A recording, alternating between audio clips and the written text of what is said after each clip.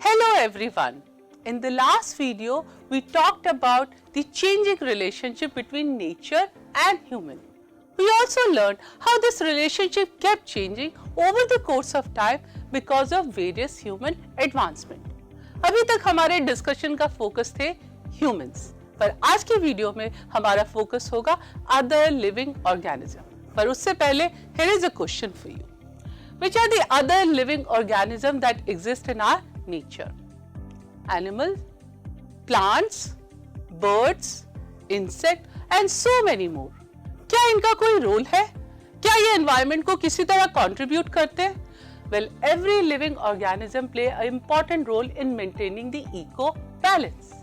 In the last video, we learned how human greed disturbed this eco balance.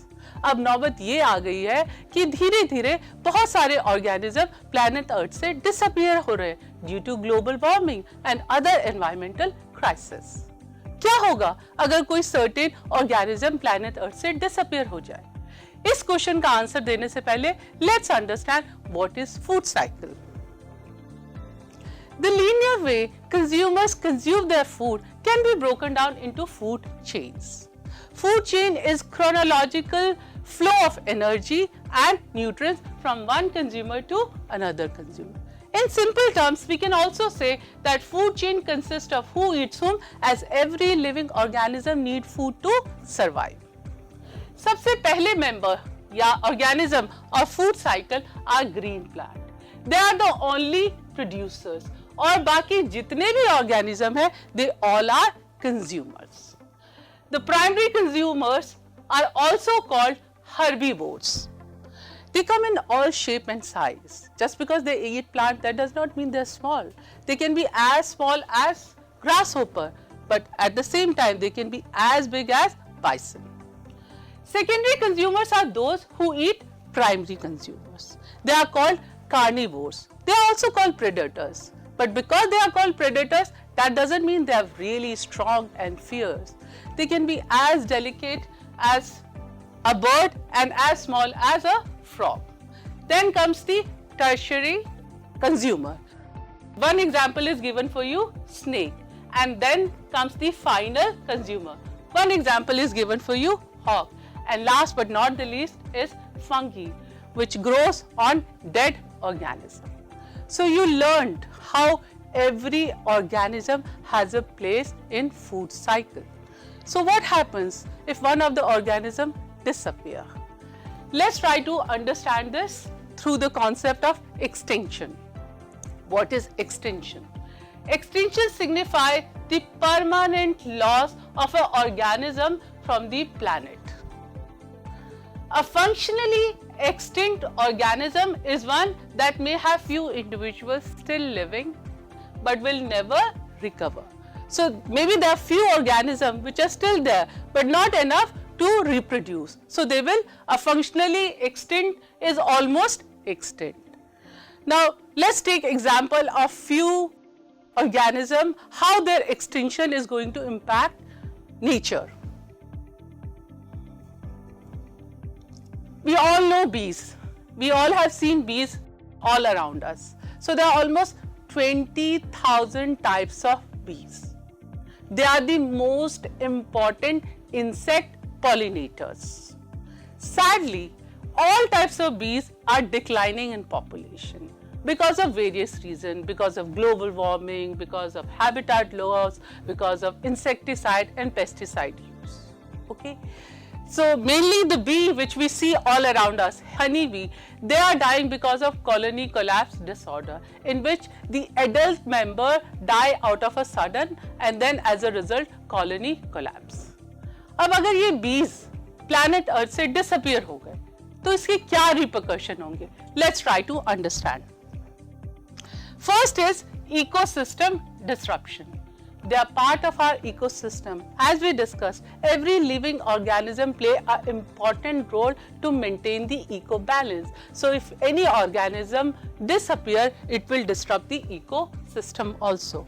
Reproductive consequences.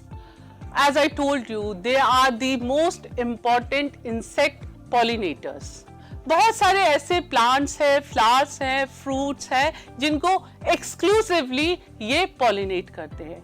अगर मान लीजिए बीज ही नहीं होंगे तो उनका पॉलिनेशन ही नहीं होगा, तो उनका रिप्रोडक्शन भी बंद हो जाएगा, फिर वो आगे ग्रो ही नहीं करेंगे. Wild life impact. अभी हमने बात की कि अगर बीज नहीं होंगे तो पॉलिनेशन नहीं होगा, पॉलिनेशन नहीं होगा, बहुत सारे प्लांट जिसको एक्सक्लूसिवली बीज ही पॉलिनेट करते हैं वो हमारी वाइल्ड लाइफ से डिसअपियर हो जाएंगे. तो इसकी वजह से हमारा वाइल्ड लाइफ भी इम्पैक्ट करेगा. एग्रीकल्चर, जैसे मैंने बताया आपको, बहुत सारे फ्रूट्स हैं, वेजिटेबल्स हैं जिनको नॉट एक्सक्लूसिवली बट मेजरली बीज ही पॉलिनेट करते हैं. बीज अगर प्लैनेट अर्थ से डिसअपियर हो गए या सिस्टम से निकल गए तो उनका पॉलिनेशन नहीं होगा या रिड्यूस हो जाएगा, और अगर उनका पॉलिनेशन रिड्यूस हो गया तो उनका प्रोडक्शन भी कम होगा, जिसकी वजह से एग्रीकल्चरल कॉन्सिक्वेंसेस होंगे. अब वो लोग जिनका लाइवलीहुड, जिनका इनकम उन प्रोडक्शन, उन क्रॉप, उन फ्रूट्स और वेजिटेबल पे डिपेंड करता है, उनका इनकम पे इम्पैक्ट होगा, उनका लाइवलीहुड पे इम्पैक्ट होगा, जिसकी वजह से इकोनॉमिक चैलेंजेस होंगे.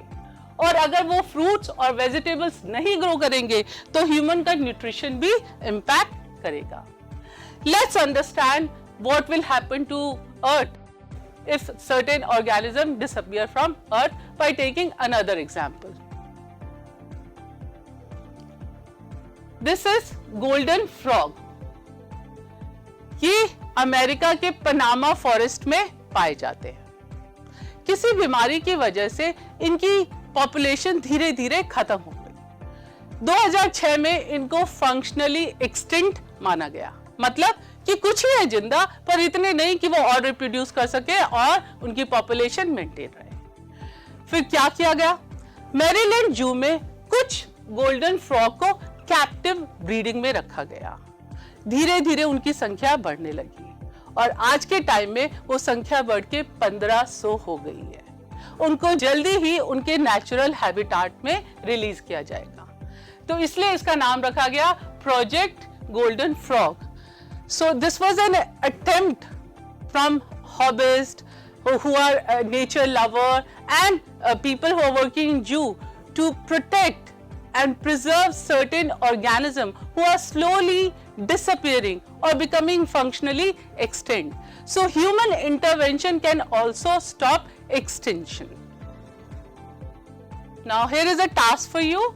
Do you think humans have a symbiotic relationship with their environment, or is it more unidirectional? Give your answers with your arguments. That is all for today. I will see you soon in next video. Till then, happy learning.